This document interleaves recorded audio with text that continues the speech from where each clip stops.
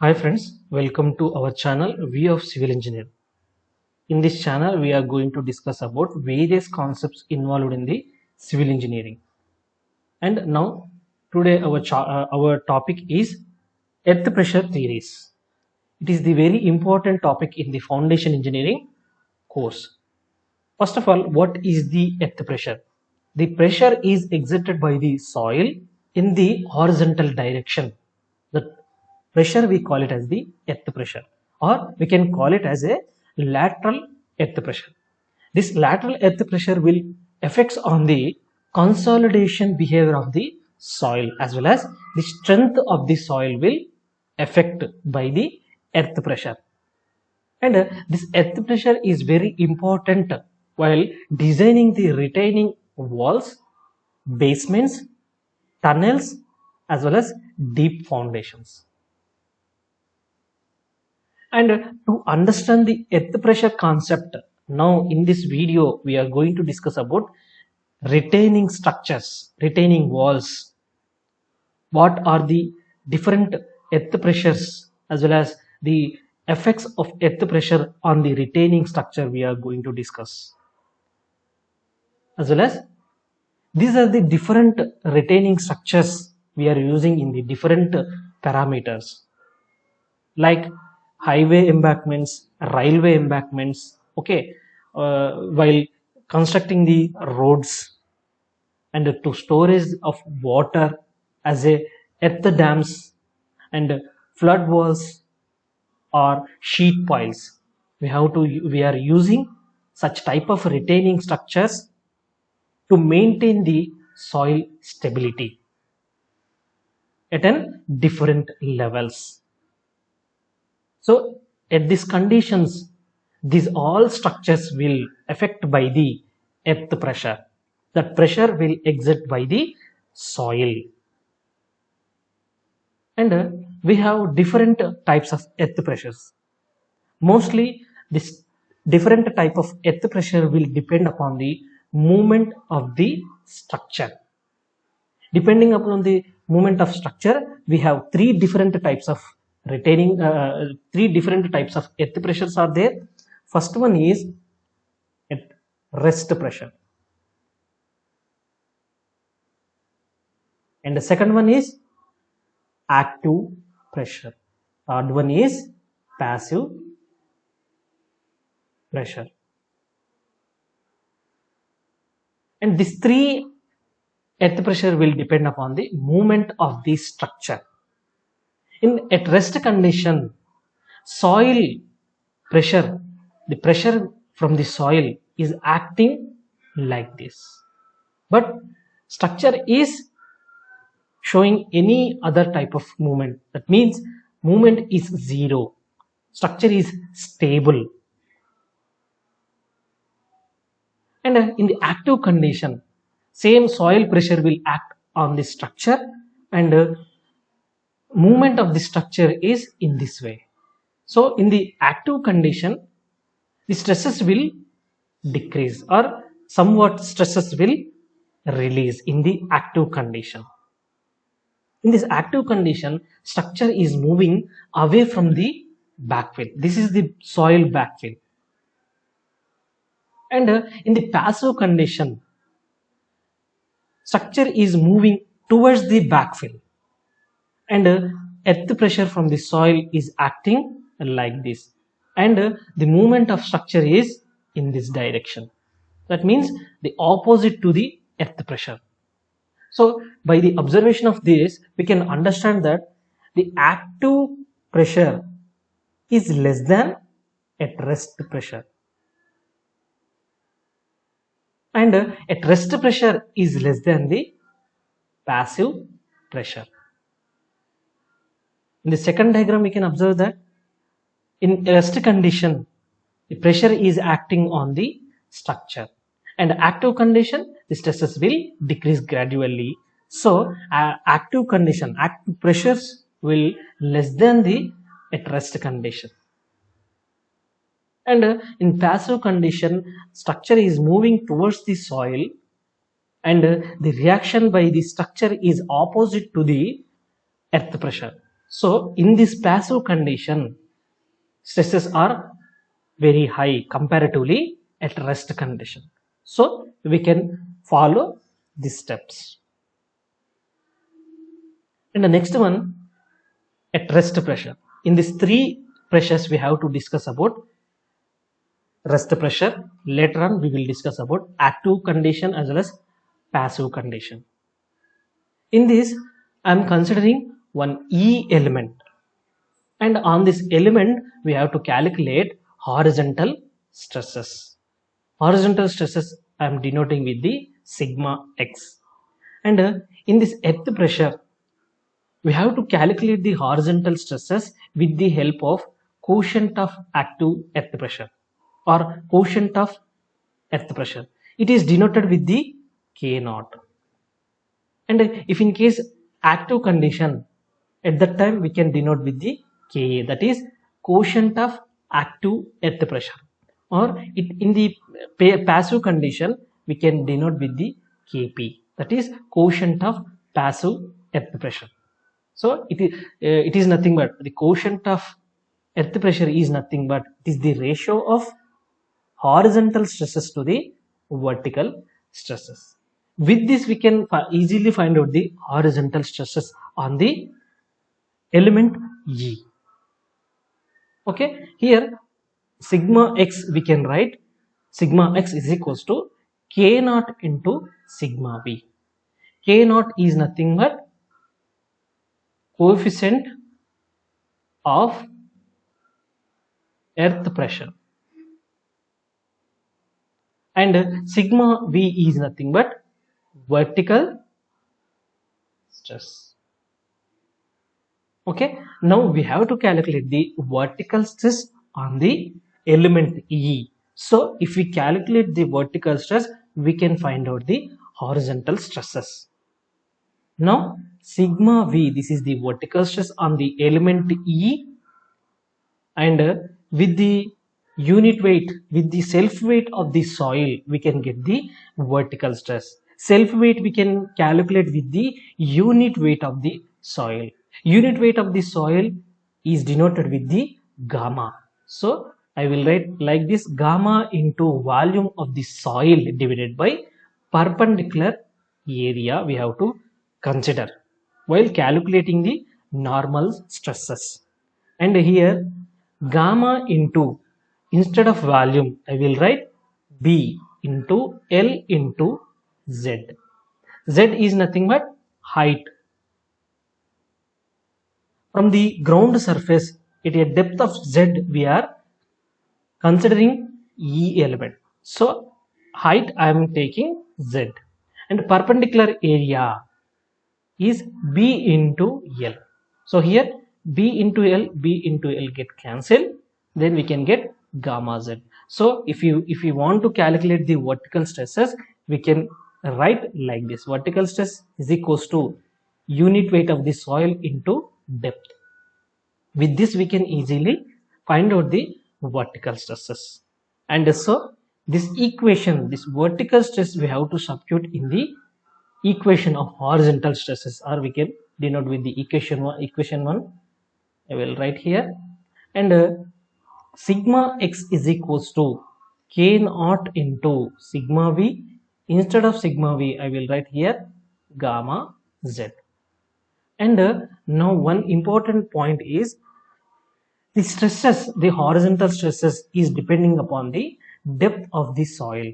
If Z will increase, that means Z is nothing but this is the depth from the ground surface. So if the Z will increase, our horizontal stresses also increase, like triangle. So if our depth is increasing, then the horizontal stresses also will increase related to the quotient of earth pressure. So the earth distribution diagram like a triangle.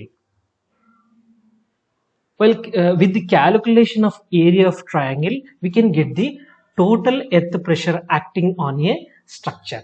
Okay, total pressure I will denote with the PA, or I will denote with the P, and with that area of triangle is nothing but half into base. Here base is nothing but k naught gamma z into height we have z. So half into k naught gamma z square if we calculate the stresses at z point.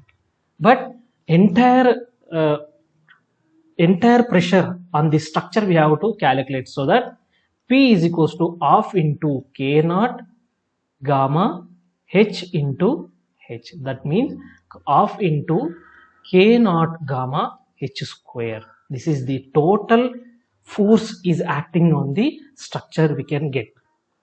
And this is all these terms it is in dry condition.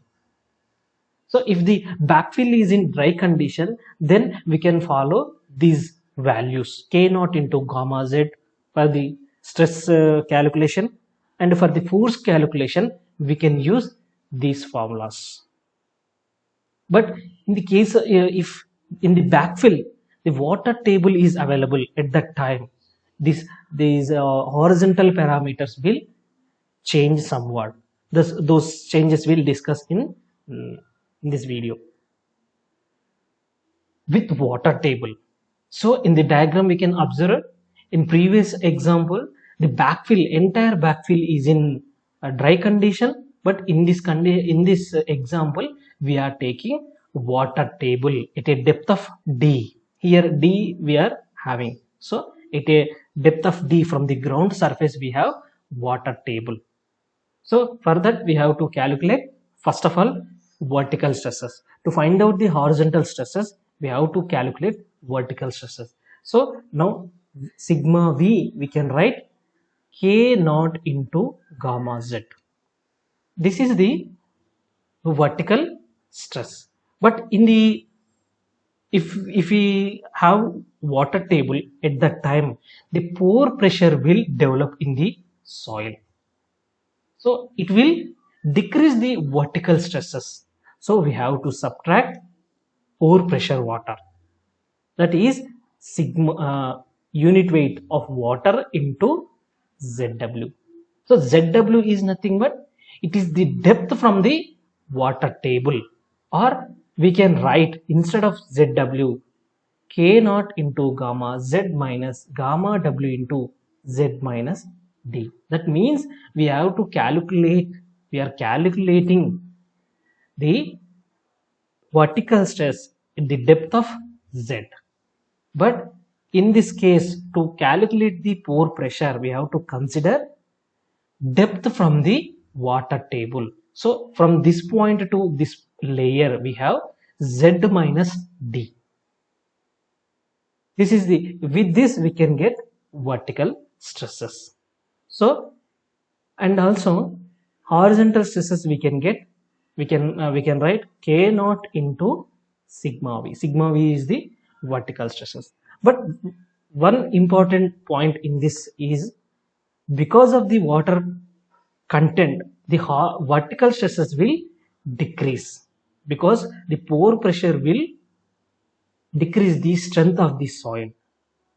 But in the horizontal stresses it will increase the pressure because of the self weight, because of the if the water content is available, then the self weight of the soil will increase somewhat.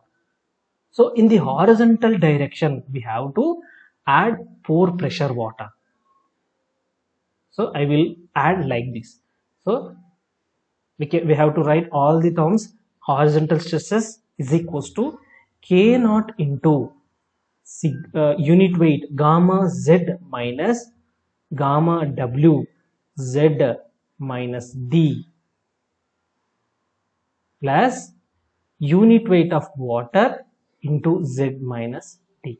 This formula we have to use while calculating the horizontal stresses if the water table is available in the backfill. But instead of this formula we can use very simple formula, that is k naught into